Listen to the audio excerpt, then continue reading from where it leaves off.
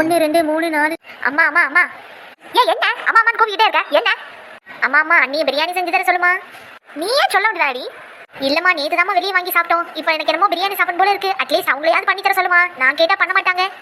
மருமகளே சொல்லுங்க தே. மருமகளே உன் ஆசை நாத்துவுக்கு பிரியாணி சாப்பிடும் போல இருக்கா. பிரியாணி பண்ணிடுறியா இன்னைக்கு?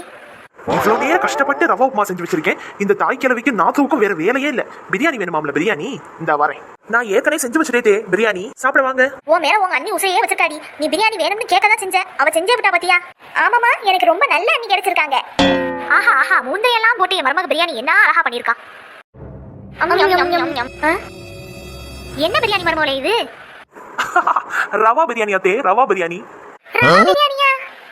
ஆமா நாத்து, நான் அப்பவே சாப்பாடு செஞ்சுட்டேன். ரவா உப்புமா. ஆனா நீங்க தான் உப்புமான்னு சொன்னா தொண்டையில இறங்காதே உங்களுக்கு. அதனாலதான் ரவா பிரியாணின்னு சொல்லி உங்களை சாப்பிட கூப்பிட்டேன்.